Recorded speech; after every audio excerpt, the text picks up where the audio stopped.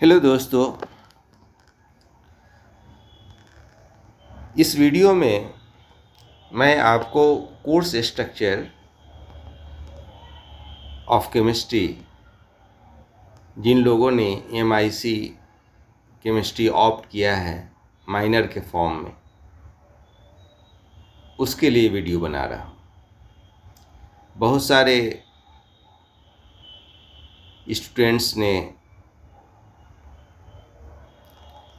ये पूछा कि सर MIC का कोर्स स्ट्रक्चर कैसे है, आप थोड़ा सा बता दीजिए। तो उन लोगों के लिए वीडियो बहुत मुफीद होगा। सबसे पहले आप सेमेस्टर 1 वाले से हम बात करते हैं कि सेमेस्टर 1 में MIC की 2 पेपर हैं, एक थ्योरी और दूसरी प्रैक्टिकल। ये प्रैक्टिकल का भूलिएगा नहीं।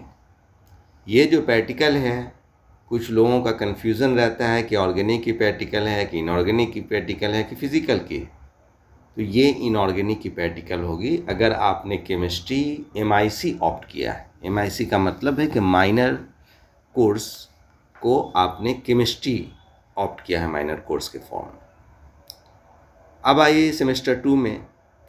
अब सेमेस्टर 2 में लोगों की कन्फ्यूज़न थी कि उसमें प्रैक्टिकल और थ्योरी दोनों है। ऑफ कोर्स थ्योरी और प्रैक्टिकल दोनों है। ये थोड़ी सी लाइन जो इसने बाय मिस्टेक इधर आया हुआ है, जो लग रहा है कि MIC2 और MIC2 वो डिफरेंट।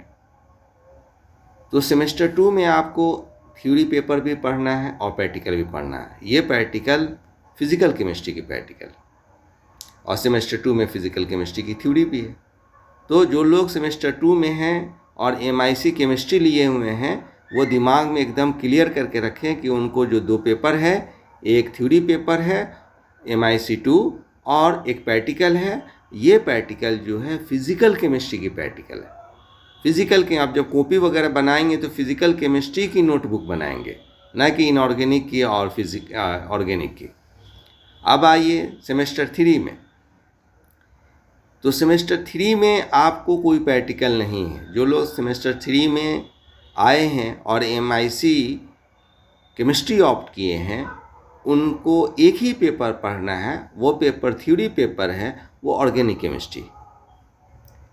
अब जब 4th सेमेस्टर में जाएंगे तो आपको फिर थ्योरी पेपर पढ़ना है, सिर्फ एक थ्योरी पेपर पढ़ना है, नो प्रैक्टिकल।